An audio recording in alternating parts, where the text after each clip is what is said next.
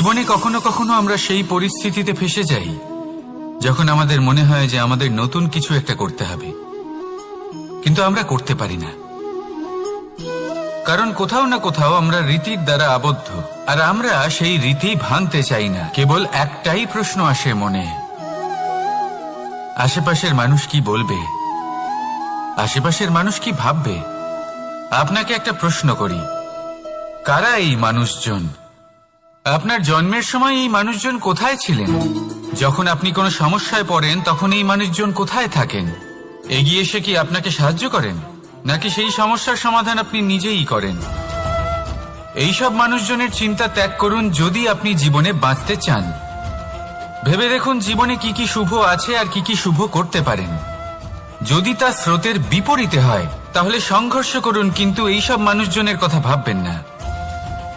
ভেবে দেখুন জীবনে আপনি কি কি শুভ কাজ করতে পারেন। এটা ভাবুন যে আপনি কখনো এমন কোনো কাজ করে ফেলেননি তো যার জন্য কারো হৃদয় আহত হয়েছে। শুভর দিকে নিজের চিন্তা কেন্দ্রীভূত করুন, আপনার জীবনে সবকিছু শুভই হবে। তাহলে আসুন আমার সাথে ভালোবেসে বলুন, রাধা রাধা। আজকাল আপনি দেখে থাকবেন যে মা বাবা শুধুমাত্র সন্তানকে ভালোবাসেন তা নয়, তাদের মোহেও জড়িয়ে পড়েন। বিদ্যালয়ে যখন পাঠান তখন সমস্ত সুযোগ সুবিধা দিয়েই পাঠান, চেষ্টা করেন যে সবসময় যেন সন্তান তাদের চোখের সামনেই থাকে। কিন্তু ভুলে যান এক অত্যন্ত গুরুত্বপূর্ণ কথা, যে সন্তানকে এক নতুন দৃষ্টিভঙ্গি দেওয়াই হলো ওনাদের কর্তব্য। সেই জন্য পুরাতন কালে শিষ্যদের গুরুকুলে পাঠানো হতো, বাড়ির থেকে দূরে। কারণ বাড়ি ছেড়ে যাওয়া এক সন্তানের জন্য, এক শিষ্যের জন্য অত্যন্ত শুভ লক্ষণ হয়। যখন সে বাড়ির থেকে দূরে, গৃহস্থের থেকে দূরে থাকবে, তখন এই সংসারকে সে এক নতুন দৃষ্টিভঙ্গি দিয়ে দেখবে, পরখ করবে, বুঝতে পারবে, আর সবকিছু নিজে থেকেই শিখে যাবে কখন আক্রমণ করতে হয়, কখন পিছু হটতে হয়, কিভাবে এই সংসারের সম্মুখীন হতে হয়। আর এটা আপনার দৃষ্টি ওকে শেখাতে পারবে না, ওর অভিজ্ঞতা ওকে শেখাতে পারবে। তাই মনে রাখবেন, যদি আপনি চান যে আপনার সন্তানের বিকাশ হোক, তাহলে অনেক সময় ওকে নিজের থেকে দূরে নিয়ে যেতে হয়। যদি মোহে আবদ্ধ থাকেন তাহলে ওর বিকাশ কখনোই হবে না। তাহলে আসুন আমার সাথে ভালোবেসে বলুন, রাধা রাধা। কখনো কখনো মানুষ মনে করেন যে সে নিজেই সব থেকে বেশি শক্তিশালী, তিনি হলেন জ্ঞানী।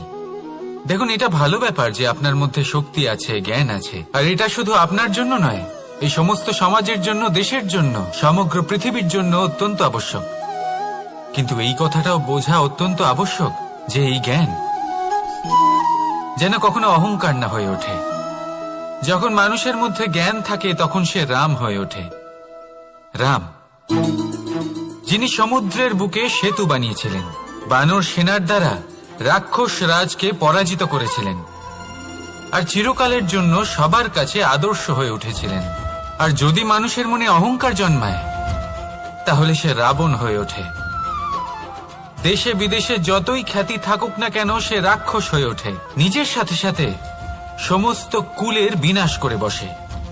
এবার জ্ঞান নাকি অহংকার, আপনার কি চাই সেই সিদ্ধান্ত আপনার, আর আপনার এই সিদ্ধান্তই নিশ্চিত করবে যে আপনার কর্ম কি হবে, আর আপনার এই কর্মই নিশ্চিত করে দেবে আপনার প্রারব্ধ কি হবে। তাহলে শুভ কর্ম করুন আর আমার সাথে ভালোবেসে বলুন, রাধা রাধা। কর্ম এবং ফল। মানুষের স্বভাব হলো এটাই যে তিনি নিজের প্রত্যেক পরিশ্রমের প্রতিফল প্রার্থনা করেন। বেশিরভাগ সময় এই ফলাফলের চিন্তা করতে করতে, কল্পনা করতে করতে উনি কর্ম করতে থাকেন, যে আমি এই কাজটা করলে এই ফল পাবো। সেই সব কল্পনা করতে থাকেন যা না তার হাতে আছে, না আছে অধিকার, আর না আছে নিয়ন্ত্রণ। উনি শুধু নিজের কর্ম করতে পারেন। উনি কি ফল পাবেন তা তার হাতে কখনোই নেই। তাই আপনিও শুধুমাত্র কর্ম করতে থাকুন, ফলের চিন্তা করবেন না। মনে রাখবেন, শিকড় এবং শাখা যেভাবে একে অপরের সাথে জড়িয়ে, সেইভাবেই একে অপরের সাথে জড়িয়ে কর্ম এবং ফল। যেরকম কর্ম আপনি করবেন সেরকম ফল আপনি অবশ্যই পাবেন। তাই এই ফলের আশায় কর্মের সময় কখনোই নষ্ট করবেন না, কারণ যে ব্যক্তি সময় নষ্ট করেন সময় সেই ব্যক্তিকে অবশ্যই নষ্ট করে দেয়। কর্ম করুন নিঃস্বার্থভাবে, ফলের চিন্তা করবেন না, আর আমার সাথে ভালোবেসে বলুন রাধা রাধা। কর্ম এবং ফল দেখতে গেলে এই সমস্ত ব্রহ্মাণ্ড এই দুইয়ের মাঝেই স্থির হয়ে আছে। মানুষজন কর্ম করেন ভালো ফল লাভের আশায়, আর ভালো ফল লাভের আশায় উনি এটাই ভুলে যান যে উনি যে কর্ম করছেন তা কি করছেন। আমি বলেছিলাম কর্ম করুন ফলের চিন্তা না করে, কিন্তু কি কর্ম করছেন সেই বিষয়ে ভাবাটাও অত্যন্ত আবশ্যক। নয়তো অনেক সময় আমরা এমন কর্ম করে ফেলি যা না চাইতেও বিষে পরিণত হয়, যা হয়েছে দুঃশাসনের সাথে, দুর্যোধনের সাথে, গুরু দ্রোণের সাথে। একজনের মানসিকতা উচিত ছিল না, একজনের বিবেক উচিত ছিল না, আরেকজন যে পক্ষ নির্বাচন করেছিলেন সেই পক্ষ উচিত ছিল না। আর যা কিছু ওনাদের সাথে হলো আপনার আমার আমাদের সকলের সাথে তা হতে পারে। আমি বলেছিলাম কর্ম করুন, ফলের চিন্তা করবেন না, কিন্তু এই কর্মের বিষয়ে বিচার করে দেখাটাও ততটাই আবশ্যক। দেখুন, কর্ম করার উচিত প্রক্রিয়া ফলের চিন্তা না করা, কিন্তু যদি আপনার কর্ম শুভ হয় তাহলে তার ফলও নিয়তি আপনাকেই দেবে। সর্বদা কর্ম করার সময় এটা ভাবুন যে আপনার এই কর্ম এই সংসারকে, এই সমাজকে, আপনার পরিবারকে, আপনার আশেপাশের মানুষজনকে কোন দিশায় নিয়ে যাবে। যদি এটা সবার জন্য মঙ্গলময় হয় তাহলে কর্ম করতে থাকুন। আর হ্যাঁ, নিশ্চিত রূপে ফলের চিন্তা করবেন না। আসুন আমার সাথে ভালোবেসে বলুন রাধা রাধা। বটবৃক্ষের বীজ সর্ষের দানার থেকেও ছোট হয়, কিন্তু যখন তা নিজের রূপ ধারণ করে তখন তা বিশাল বৃক্ষের আকার ধারণ করে, যা সহস্র বছর ধরে বেঁচে থাকে, ছায়া প্রদান করে, পাখিদের আশ্রয় প্রদান করে, আর দেয় পথচারীদের বিশ্রাম করার স্থান। কেন? কারণ সেই ছোট বীজ তা মাটির ভেতরে গিয়ে নিজের খোলস ত্যাগ করে। অন্ধকারে থাকে সে, যতই আলো আসুক না কেন, যতই বর্ষা আসুক না কেন, সব সহ্য করে। আর তারপরে একটা চারা গাছ অঙ্কুরিত হয়, তারপর ধীর গতিতে একটা বিশাল বৃক্ষতে পরিণত হয়। দেখুন, জীবনে কঠিন সময় আসে, এই জন্য নয় যে আপনি হার মেনে নেবেন, এই জন্য আসে যাতে আপনি ভবিষ্যৎ নির্মাণের জন্য নিজেকে তৈরি করতে পারেন। যদি কঠিন সময়ে আপনি ওই বীজের মতো দৃঢ় হয়ে থাকতে পারেন তাহলে আপনিও একদিন সেই বিশাল বৃক্ষের মতো নিজের অস্তিত্ব গড়ে তুলতে পারবেন, যা সহস্র বছর পর্যন্ত মনে রাখা হবে। আসুন আমার সাথে ভালোবেসে বলুন রাধা রাধা। এই ব্রহ্মাণ্ড কত বৃহৎ, তাই না? যার সম্মুখে এই পৃথিবীকেও একটা বিন্দুর মতো মনে হয়। আর এই পৃথিবীতে আমরা কে হই, আমাদের আকার কিরকম, আমাদের অস্তিত্বই বা কি? যখন আমরা এভাবে ভাবি তখন মনে হয় আমরা কিছুই নই। তা আমরা যখন কিছুই নই তাহলে আমরা এত চিন্তা করি কেন? কি ভেবে ভয় পাই? কাকেই বা এত ভয় পাই? কে আমাদের মারতে পারে আর কেই বা আমাদের জন্ম দেবে? আত্মার আসলে না কখনো জন্ম হয় আর না কখনো মৃত্যু। আত্মা শুধুই শরীর বদল করে। আপনি, আমি, আমরা সকলে এই শরীর নয়, আমরা হলাম আত্মা, যা হলো পরম আত্মার পরম অঙ্গ। সেই জন্য মনে রাখবেন, বাইরের কোথাও দেখবেন না, নিজের অন্তরের গভীরে গিয়ে দেখুন, আত্মাকে উপলব্ধি করতে শিখুন। ক্লেশ, ভয়, চিন্তা, এই সব কিছুর থেকে নিজেকে দূরে রাখুন, তাহলেই উপলব্ধি করতে পারবেন পরমাত্মাকে। তাহলে আসুন আমার সাথে ভালোবেসে বলুন রাধা রাধা। পরিবর্তন এই সংসারের শাশ্বত নিয়ম। কোন রাজা নেই যিনি চিরকাল রাজা থাকেন, কোন ধনী ব্যক্তি নেই যিনি চিরকাল ধনী থাকবেন।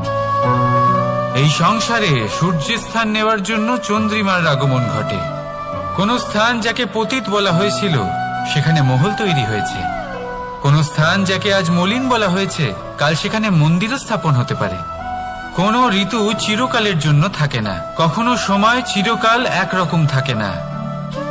আজ যা আপনার কাছে রয়েছে কাল অন্য কারোর ছিল, আজ যে আপনার কাছে রয়েছে কাল তা অন্য কারোর কাছে চলে যাবে। আপনার সাথে কিছু থাকলে তা হলো আপনার কর্ম, কিন্তু সেই কর্মের পরিণামও আপনার নয়। আপনি শুধু কর্ম করুন, বাকি সবকিছুই পরিবর্তনশীল। কিন্তু সেই পরিবর্তনকে দেখে ভয় পাওয়ার প্রয়োজন নেই, তাকে স্বাগত জানান। যদি আপনি হাসি মুখে সেই পরিবর্তনকে স্বাগত জানান, তাহলে এই পরিবর্তনও হাসি মুখে আপনার সাথে থাকবে। আসুন আমার সাথে ভালোবেসে বলুন, রাধা রাধা। সঞ্চয়। মানুষের যখন থেকে বোধ বুদ্ধি হয়, সঞ্চয় করতে আরম্ভ করে দেন। সঞ্চয় করতে থাকেন ভোজনের, সঞ্চয় অর্থের, সঞ্চয় শক্তির। নিজের জন্য করেন, নিজের পরিবারের জন্য করেন, নিজের স্ত্রীর জন্য করেন, সন্তানের জন্য করেন, সন্তানের সন্তানের জন্যও সঞ্চয় করেন। সঞ্চয় করার জন্য ওনার কাছে অনেক কারণ রয়েছে, কারণ উনি এটা ভাবেন যে এই সঞ্চিত শক্তির জন্য কেউ ওনার কোনো ক্ষতি করতে পারবে না। মানুষ ভুলে যান একটা গুরুত্বপূর্ণ কথা, এই সত্য, উনি এই সংসারে খালি হাতেই এসেছিলেন, আর এখান থেকে ওনাকে খালি হাতেই যেতে হবে। যা এখানকার তা এখানেই থেকে যাবে। আর যদি কিছু ওনার সাথে যায় তা হলো ওনার কর্ম, আর কিচ্ছু নয়। তাই যদি কিছু অর্জন করতে চান, তাহলে শুভ কর্ম অর্জন করুন, আত্মশক্তি অর্জন করুন, কারণ পরলোকে এটাই হবে আপনার সম্পত্তি। তাহলে কি এটা আপনি অর্জন করতে চান না? আসুন আর আমার সাথে ভালোবেসে বলুন, রাধা রাধা। সদিচ্ছা। দেখতে গেলে 3 অক্ষরে তৈরি এই শব্দ, কিন্তু সমস্ত ত্রিলোক তার উপরেই আধারিত। আপনি এই সংসারে এসেছেন, তখন অবশ্যই শ্বাস নেবেন, কিন্তু তার বদলে আপনাকে কিছু তো দিতেই হবে। আপনার উপর নির্ভর করছে আপনি কি দেবেন। কি দেবেন এই সংসারকে, এই সমাজকে, নিজের পরিবারকে, আর তার বদলে কি নেবেন? যশ নাকি অপযশ?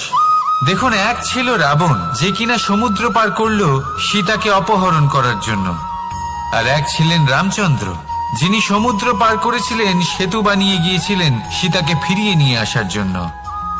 দুজনেই সমুদ্র পার করেছিলেন, শুধু পার্থক্য ছিল সদিচ্ছাকে বোঝার, লক্ষ্যের।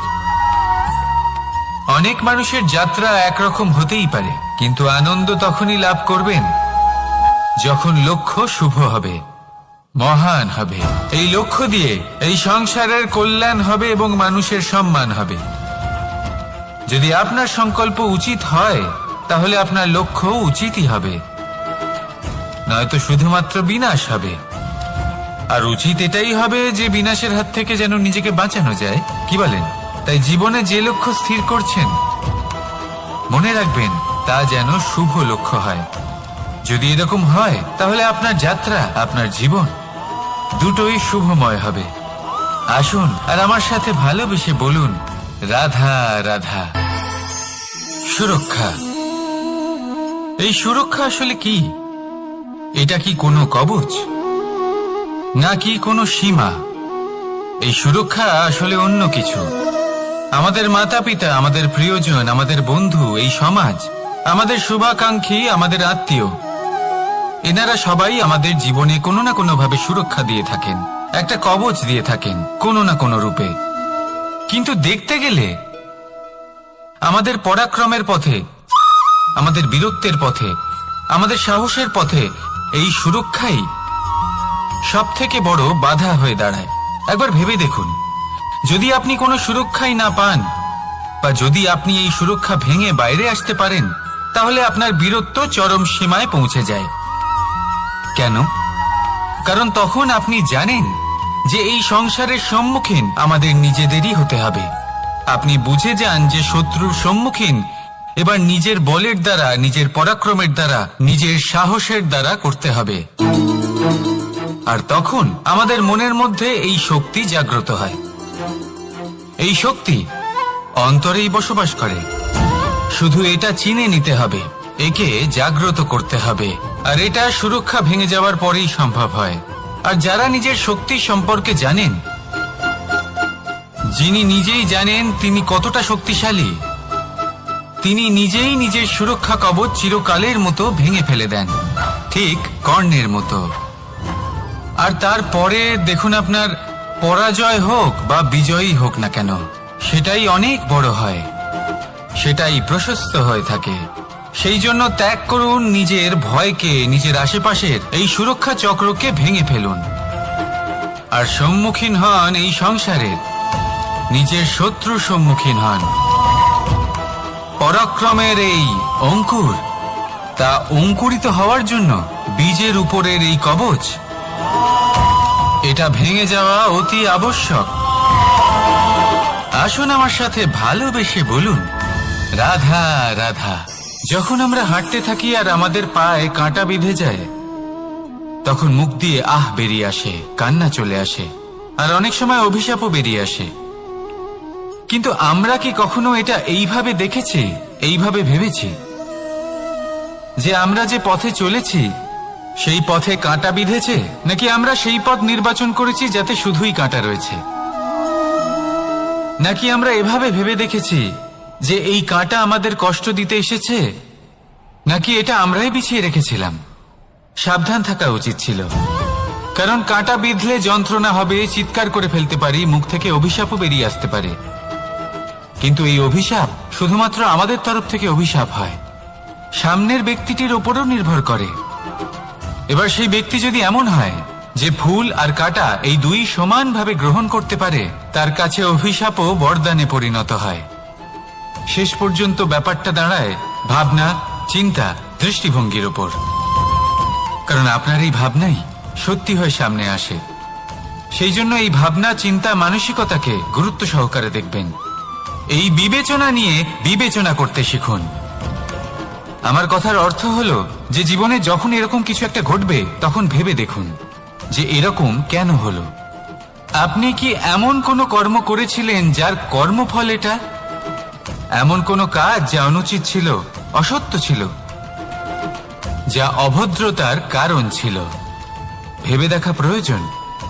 দেখুন, ইচ্ছে হলো আপনার যে আপনি কি করতে চান, ভাবনা আপনার, সত্য আপনার, জীবন আপনার, সিদ্ধান্ত আপনার। আসুন আর আমার সাথে ভালোবেসে বলুন, রাধা রাধা। সময়, এই সময় আসলে কি? এই সময় একটা সরল রেখা তো কখনোই নয়। সময় হলো একটা চক্র, যেখানে এর আদি সেখানেই হলো এর অন্ত, আর যেখানে তা শেষ হয় সেখান থেকেই তার শুরু হয়। এই সময় একটা অত্যন্ত বিচিত্র চিন্তা, বিচিত্র ভাবনা, একটা বিচিত্র বস্তু যা কেউ বুঝতে পারেন না। এই সময়ের লীলা, এর কোনো প্রমাণ নেই, কোনো জ্ঞান নেই, কোনো পরিমাপ নেই। শুধু এটুকু আমরা জানতে পারি, যেখানে শেষ হবে সেখান থেকে একটা নতুন সূচনাও হবে। যা আজ আপনার কাছে আছে, কাল অন্য কারোর কাছে যাবে, তারপরে তার কাছ থেকেও অন্য কারোর কাছে যাবে, তারপরে তার থেকেও ছিনিয়ে নেওয়া হবে। এই নিয়তির একজনের কাছ থেকে অন্যজনের কাছে আদান প্রদানের এই সময় হলো আপনার সময়। এই সময়ের সদ্ব্যবহার করুন, এই সময়কে বাঁচুন। আপনাকে শুধু এটাই সুনিশ্চিত করতে হবে যে আপনি কোন পক্ষে আছেন। আর সত্যি বলতে কি, আপনার জীবনের পরিণাম নির্ভর করে আপনার নির্বাচনের ওপর। আপনি কোন পক্ষ নির্বাচন করছেন। তাহলে মনে রাখবেন, জীবনে সেই পক্ষই নির্বাচন করবেন যা চয়ন করার পরে আপনি সুখ অনুভব করবেন, আপনি সন্তোষ লাভ করবেন, প্রসন্নতা লাভ করবেন। আর আমি এটাই সুনিশ্চিত করব যে এই পক্ষ যেন শান্তির পক্ষ হয়, এই পক্ষই যেন প্রেমের পক্ষ হয়। তাহলে চিন্তা করবেন না। তাহলে আসুন আর আমার সাথে ভালোবেসে বলুন, রাধা রাধা। দৃষ্টি আর দৃষ্টিভঙ্গি, এই সমগ্র লীলা হলো এই দুইয়ের। বিচিত্র হতে পারে, কিন্তু এটাই সত্যি। এবার আপনাকে একটা উদাহরণ দিয়ে বোঝাই। অনেক সময় আপনি কোনো ব্যক্তিকে এটা বলতে শুনবেন যে আমি আমার নিজের উপরে গর্ব করি, আমি নিজেকে নিয়ে গর্ব করি, আমি খুব ভালোভাবে আমার মা বাবার সেবা করি, ওনাদের আমি সবসময় সুখী রাখি, ওনাদের আমি একটা বাড়ি দিয়েছি, সকল সুখ সুবিধা দিয়েছি, ওনাদের জীবনে প্রত্যেক জিনিস দিয়েছি আর দেব যা তাদের প্রয়োজন। এবার আমাকে বলুন যে আপনি কে হন? আপনি হলেন সেই বীজ যা আপনার মাতা পিতা রোপণ করেছেন। আপনার মা বাবাই আপনাকে এই সংসারে জন্ম দিয়েছেন। এবার এইসব কথার কি তাৎপর্য? এই হলো সেই ব্যক্তির দৃষ্টিভঙ্গি। এবার দেখা যাক এই প্রকৃতি আমাদের কি শেখায়। কখনো কোনো গাছকে দেখবেন, যখন সেই গাছে ফল আসে, সে মালিকে এটা বলে না যে দেখো আমি তোমাকে ফল খেতে দিচ্ছি। সেই বৃক্ষ এটা বলে না যে দেখো আমি তোমায় আহার করতে দিচ্ছি, কারণ ও জানে যে এটা হলো সেই মালির পরিশ্রম, এটা হলো তারই কর্মের ফল, আর এটা তারই পাওয়া উচিত। সে বলে যে তোমার জিনিস তোমাকেই অর্পণ করলাম, এ আমার জিনিস নয়। ও জানে সেই মালির গুরুত্ব আসলে কি, এটা হলো তার দৃষ্টিভঙ্গি। সেই জন্য আপনি জীবনে কোন ব্যক্তির মধ্যে, কোন পশু পাখির মধ্যে, কোন প্রাণীর মধ্যে, কোন পরিস্থিতিতে, কোন আবেগের মুহূর্তে কি দেখতে পাচ্ছেন, সেটা আপনার দৃষ্টিভঙ্গির উপরে নির্ভর করছে। তাই নিজের মনে ধনাত্মক ভাব জাগ্রত করুন, শুভ চিন্তা নিয়ে আসুন। এই ভাবনাই সত্য হয়ে সামনে আসবে। এই দৃষ্টিভঙ্গি এমন হয়ে যাবে যে আপনার জীবনে সবকিছুই শুভ হবে। তাহলে আসুন আর আমার সাথে ভালোবেসে বলুন, রাধা রাধা। প্রতিশোধ অথবা কাউকে দুঃখ দেওয়ার ভাবনা, যদি এটা আপনার মনে থাকে, তাহলে আপনি নিজের মনেই যন্ত্রণার একটা বিশাল বৃক্ষ রোপণ করছেন, এটা মনে রাখবেন। কারণ কাউকে দুঃখ দেবার এই ভাবনা, এটা হলো সেই বীজ যা আপনার মনেই পতিত হবে, আপনার মনেই অঙ্কুরিত হবে, আর আপনার মনেই একটা বিশাল বৃক্ষরূপে বেড়ে উঠবে। জীবন আপনার, কর্ম আপনার, কাউকে দুঃখ দেবার ভাবনা আপনার ছিল, এই বৃক্ষ হলো আপনার, তাই এর ফলও আপনিই পাবেন, যা গ্রহণও আপনাকেই করতে হবে। মনে রাখবেন, যে মানুষ এটা ভাবে যে আমি ওকে দুঃখ দেব, ওকে কষ্ট দিতে চাই আমি, সেই মানুষই দুঃখ আর কষ্ট পেয়ে থাকে। যদি সেই জায়গায় আপনি এটা ভাবেন যে আমি কাউকে সুখী করে তুলতে চাই, কাউকে সুখ প্রদান করতে চাই, তাহলে তারও বীজ আপনার মনেই রোপণ হবে, বৃক্ষে পরিণত হবে, যার ফলও আপনিই পাবেন। এখানে বিষয়টা হলো শুধু মানসিকতার চিন্তা, যা সত্য হয়ে আপনার সামনে আসে। তাহলে এই মানসিকতা শুভ করুন, সবার জন্য মঙ্গল কামনা করুন। অন্যের মনে আপনার জন্য ভালো চিন্তা থাকুক বা না থাকুক, আপনি সবার জন্য শুভ চিন্তা করে কর্ম করতে থাকুন, তাহলে আপনার সাথেও ভালোই হবে। তাহলে আসুন আর আমার সাথে ভালোবেসে বলুন, রাধা রাধা। সুখ আর অভিজ্ঞতা, এই দুই জীবনে একসাথে কখনোই আসে না। মনে রাখবেন, যেখানে সুখ থাকে সেখানে অভিজ্ঞতা থাকে না, আর যখন এই সুখ আমাদের জীবন থেকে দূরে চলে যায়, তখন আমাদের জীবনে আসে এই অভিজ্ঞতা। পরমাত্মা, প্রকৃতি, নিয়তি এই অভিজ্ঞতাকে আমাদের জীবনে পাঠান, যাতে আমরা একটা অত্যন্ত গুরুত্বপূর্ণ শিক্ষা, একটা জ্ঞান প্রাপ্ত করতে পারি। এই অভিজ্ঞতা আমাদের শেখায় যে অতীতে এমন কি হয়েছিল যা আমাদের করা উচিত হয়নি। আমাদের শেখায় ভবিষ্যতে এমন কি আছে যা আমাদের করা উচিত আর কি করা উচিত নয়। দেখতে গেলে এই অভিজ্ঞতা আমাদের সেই শিক্ষা দেয় যার জন্য আমরা সুখের দিকে উচিতভাবে অগ্রসর হতে পারি। সেই জন্য জীবনে যখনই দুঃখ আসবে, দুঃখের এই সময় আসবে, তখন হতাশ হবেন না। বোঝার চেষ্টা করুন এই পরিস্থিতি কেন এসেছে, কি শিক্ষা দিতে এসেছে। যদি আপনি সেই জ্ঞান লাভ করেন, সুখের পথে অগ্রসর হন, তাও উচিত রূপে, তাহলে এই অভিজ্ঞতার উদ্দেশ্য পূরণ হয়ে যায়। তাহলে আসুন আর আমার সাথে ভালোবেসে বলুন, রাধা রাধা। জীবনে শিখরে পৌঁছানোর জন্য মানুষের কি প্রয়োজন হয়ে থাকে? সিঁড়ির। কিন্তু তাও প্রত্যেক মানুষ, প্রত্যেক ব্যক্তি শিখরে পৌঁছতে পারেন না। এর কারণ কি? কারণ একটা হতে পারে যে মানুষ কল্পনা করতে থাকেন কিন্তু সিঁড়ি খুঁজে পান না। কিছু মানুষ খুঁজে নেন কিন্তু তা পেয়ে এতটাই প্রসন্ন হয়ে যান যে তারপর আর কোনো কর্মই করেন না। খুব সোজা ব্যাপার। অনেক মানুষ সিঁড়ি খুঁজে পান না, আর যদি পেয়েও যান তাও যতক্ষণ না তাতে চড়ছেন সেই শিখরে পৌঁছবেন কি করে? যতক্ষণ না আপনি পরিশ্রম করছেন, যতক্ষণ না সেই সিঁড়িতে আপনি চড়ছেন, যতক্ষণ না ক্লান্ত হচ্ছেন, আপনার পায়ে হাঁটুতে ব্যথা না হচ্ছে, ততক্ষণ এই শিখরে পৌঁছানোর সৌভাগ্য লাভ করতে পারবেন না। তাহলে কল্পনার সাথে কর্ম করুন, পরিকল্পনার সাথে পরিশ্রম করুন, সবকিছু পাবেন। আসুন আমার সাথে ভালোবেসে বলুন, রাধা রাধা। সমস্যা, কঠিন সময়, সংকট, বিপদ কার জীবনে নেই? প্রত্যেকের জীবনে আছে। কিন্তু আমাকে একটা কথা বলুন, যদি নৌকায় ঢেউকে ভয় পেতে শুরু করে তাহলে সাগর পার করবে কে? কখনো কোনো ছোট্ট পিঁপড়েকে দেখেছেন যে আকারে হয়তো ছোট হতে পারে কিন্তু বড় শিক্ষা দিয়ে যায়? কিন্তু আমরা শিখি না। এবার দেখুন একটা পিঁপড়েকে যে ভোজনের খোঁজে বাইরে বের হয়, একটা ছোট্ট দানা তুলে নেয়। ছোট দানা তোলে কারণ তার থেকে বেশি সে তুলতেই পারবে না। সে দানা নিয়ে চলতে শুরু করে, কোনো দেওয়ালে উঠে পড়ে, আবার পড়েও যায়। সেই দানা দূরে কোথাও একটা পড়ে যায়, তা আবার খোঁজে, তুলে নেয়, আবার চলতে থাকে।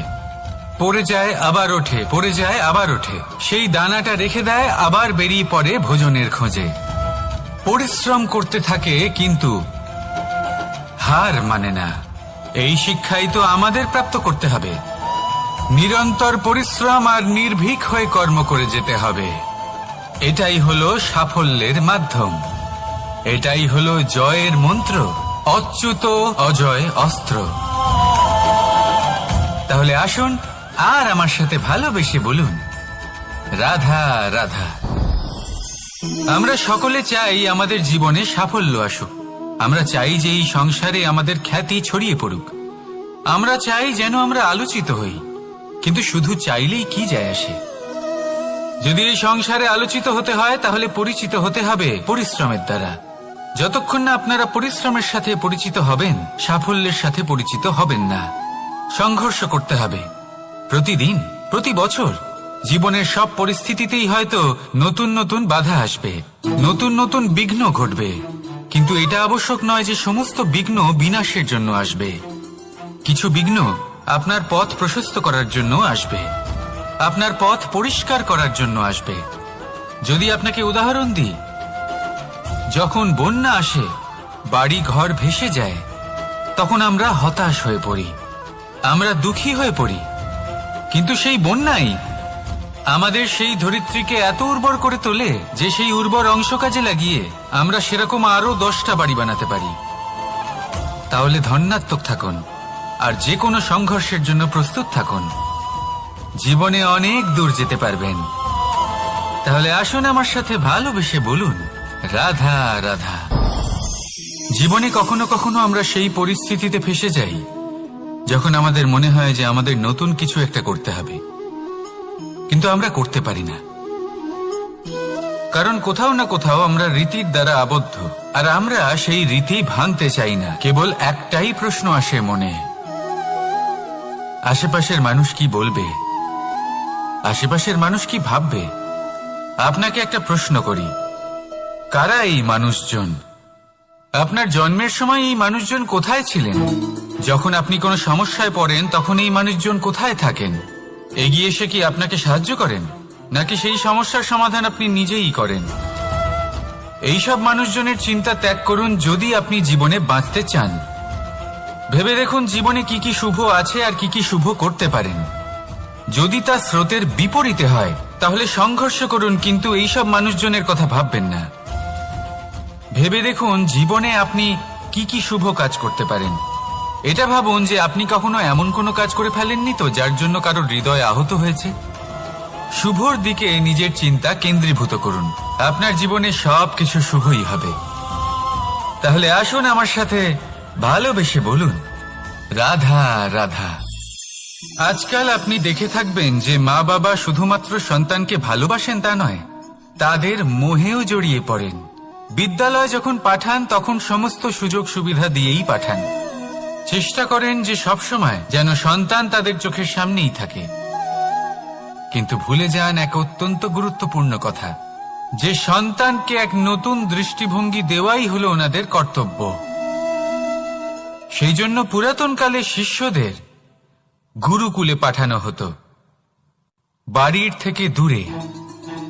কারণ বাড়ি ছেড়ে যাওয়া এক সন্তানের জন্য, এক শিষ্যের জন্য অত্যন্ত শুভ লক্ষণ হয়। যখন সে বাড়ির থেকে দূরে, গৃহস্থের থেকে দূরে থাকবে, তখন এই সংসারকে সে এক নতুন দৃষ্টিভঙ্গি দিয়ে দেখবে, পরখ করবে, বুঝতে পারবে, আর সবকিছু নিজে থেকেই শিখে যাবে কখন আক্রমণ করতে হয়, কখন পিছু হটতে হয়, কিভাবে এই সংসারের সম্মুখীন হতে হয়। আর এটা আপনার দৃষ্টি ওকে শেখাতে পারবে না, ওর অভিজ্ঞতা ওকে শেখাতে পারবে। তাই মনে রাখবেন, যদি আপনি চান যে আপনার সন্তানের বিকাশ হোক, তাহলে অনেক সময় ওকে নিজের থেকে দূরে নিয়ে যেতে হয়। যদি মোহে আবদ্ধ থাকেন তাহলে ওর বিকাশ কখনোই হবে না। তাহলে আসুন আমার সাথে ভালোবেসে বলুন, রাধা রাধা। কখনো কখনো মানুষ মনে করেন যে সে নিজেই সব থেকে বেশি শক্তিশালী, তিনি হলেন জ্ঞানী। দেখুন, এটা ভালো ব্যাপার যে আপনার মধ্যে শক্তি আছে, জ্ঞান আছে, আর এটা শুধু আপনার জন্য নয়, এই সমস্ত সমাজের জন্য, দেশের জন্য, সমগ্র পৃথিবীর জন্য অত্যন্ত আবশ্যক। কিন্তু এই কথাটাও বোঝা অত্যন্ত আবশ্যক যে এই জ্ঞান যেন কখনো অহংকার না হয়ে ওঠে। যখন মানুষের মধ্যে জ্ঞান থাকে তখন সে রাম হয়ে ওঠে। রাম, যিনি সমুদ্রের বুকে সেতু বানিয়েছিলেন, বানর সেনার দ্বারা রাক্ষস রাজকে পরাজিত করেছিলেন, আর চিরকালের জন্য সবার কাছে আদর্শ হয়ে উঠেছিলেন। আর যদি মানুষের মনে অহংকার জন্মায়, তাহলে সে রাবণ হয়ে ওঠে। দেশে বিদেশে যতই খ্যাতি থাকুক না কেন, সে রাক্ষস হয়ে ওঠে, নিজের সাথে সাথে সমস্ত কুলের বিনাশ করে বসে। এবার জ্ঞান নাকি অহংকার, আপনার কি চাই সেই সিদ্ধান্ত আপনার, আর আপনার এই সিদ্ধান্তই নিশ্চিত করবে যে আপনার কর্ম কি হবে, আর আপনার এই কর্মই নিশ্চিত করে দেবে আপনার প্রারব্ধ কি হবে। তাহলে শুভ কর্ম করুন আর আমার সাথে ভালোবেসে বলুন, রাধা রাধা। কর্ম এবং ফল। মানুষের স্বভাব হলো এটাই যে তিনি নিজের প্রত্যেক পরিশ্রমের প্রতিফল প্রার্থনা করেন। বেশিরভাগ সময় এই ফলাফলের চিন্তা করতে করতে, কল্পনা করতে করতে উনি কর্ম করতে থাকেন, যে আমি এই কাজটা করলে এই ফল পাবো। সেই সব কল্পনা করতে থাকেন যা না তার হাতে আছে, না আছে অধিকার, আর না আছে নিয়ন্ত্রণ। উনি শুধু নিজের কর্ম করতে পারেন।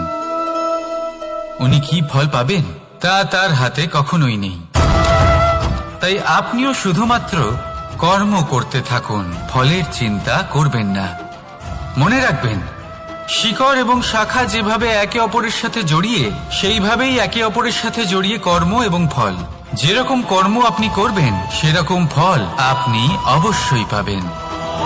তাই এই ফলের আশায় কর্মের সময় কখনোই নষ্ট করবেন না, কারণ যে ব্যক্তি সময় নষ্ট করেন, সময় সেই ব্যক্তিকে অবশ্যই নষ্ট করে দেয়। কর্ম করুন নিঃস্বার্থভাবে, ফলের চিন্তা করবেন না, আর আমার সাথে ভালোবেসে বলুন, রাধা রাধা। কর্ম এবং ফল। দেখতে গেলে এই সমস্ত ব্রহ্মাণ্ড এই দুইয়ের মাঝেই স্থির হয়ে আছে। মানুষজন কর্ম করেন ভালো ফল লাভের আশায়, আর ভালো ফল লাভের আশায় উনি এটাই ভুলে যান যে উনি যে কর্ম করছেন তা কি করছেন। আমি বলেছিলাম কর্ম করুন ফলের চিন্তা না করে, কিন্তু কি কর্ম করছেন সেই বিষয়ে ভাবাটাও অত্যন্ত আবশ্যক। নয়তো অনেক সময় আমরা এমন কর্ম করে ফেলি যা না চাইতেও বিষে পরিণত হয়, যা হয়েছে দুঃশাসনের সাথে, দুর্যোধনের সাথে, গুরু দ্রোণের সাথে। একজনের মানসিকতা উচিত ছিল না, একজনের বিবেক উচিত ছিল না, আরেকজন যে পক্ষ নির্বাচন করেছিলেন সেই পক্ষ উচিত ছিল না। আর যা কিছু ওনাদের সাথে হলো আপনার, আমার, আমাদের সকলের সাথে তা হতে পারে। আমি বলেছিলাম কর্ম করুন, ফলের চিন্তা করবেন না, কিন্তু এই কর্মের বিষয়ে বিচার করে দেখাটাও ততটাই আবশ্যক। দেখুন, কর্ম করার উচিত প্রক্রিয়া ফলের চিন্তা না করা, কিন্তু যদি আপনার কর্ম শুভ হয় তাহলে তার ফলও নিয়তি আপনাকেই দেবে। সর্বদা কর্ম করার সময় এটা ভাবুন যে আপনার এই কর্ম এই সংসারকে, এই সমাজকে, আপনার পরিবারকে, আপনার আশেপাশের মানুষজনকে কোন দিশায় নিয়ে যাবে। যদি এটা সবার জন্য মঙ্গলময় হয় তাহলে কর্ম করতে থাকুন। আর হ্যাঁ, নিশ্চিত রূপে ফলের চিন্তা করবেন না। আসুন আমার সাথে ভালোবেসে বলুন, রাধা রাধা।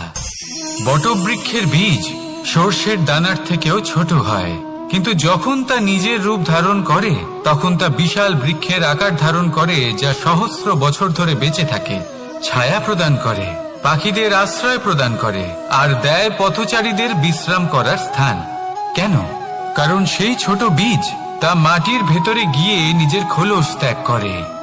অন্ধকারে থাকে সে, যতই আলো আসুক না কেন, যতই বর্ষা আসুক না কেন, সব সহ্য করে। আর তারপরে একটা চারা গাছ অঙ্কুরিত হয়, তারপর ধীর গতিতে একটা বিশাল বৃক্ষতে পরিণত হয়। দেখুন, জীবনে কঠিন সময় আসে, এই জন্য নয় যে আপনি হার মেনে নেবেন, এই জন্য আসে যাতে আপনি ভবিষ্যৎ নির্মাণের জন্য নিজেকে তৈরি করতে পারেন।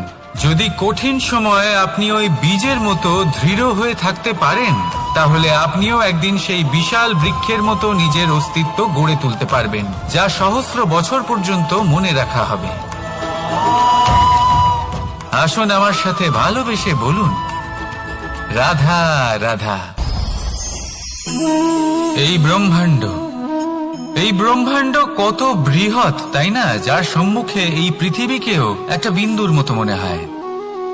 আর এই পৃথিবীতে আমরা কে হই, আমাদের আকার কিরকম, আমাদের অস্তিত্বই বা কি? যখন আমরা এভাবে ভাবি তখন মনে হয় আমরা কিছুই নই। তা আমরা যখন কিছুই নই তাহলে আমরা এত চিন্তা করি কেন? কি ভেবে ভয় পাই? কাকেই বা এত ভয় পাই? কে আমাদের মারতে পারে আর কেই বা আমাদের জন্ম দেবে? আত্মার আসলে না কখনো জন্ম হয় আর না কখনো মৃত্যু। আত্মা শুধুই শরীর বদল করে। আপনি, আমি, আমরা সকলে এই শরীর নয়, আমরা হলাম আত্মা, যা হলো পরম আত্মার পরম অঙ্গ। সেই জন্য মনে রাখবেন, বাইরের কোথাও দেখবেন না, নিজের অন্তরের গভীরে গিয়ে দেখুন, আত্মাকে উপলব্ধি করতে শিখুন।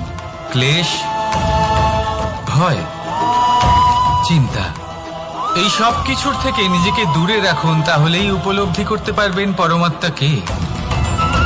তাহলে আসুন আমার সাথে ভালোবেসে বলুন, রাধা রাধা। পরিবর্তন এই সংসারের শাশ্বত নিয়ম।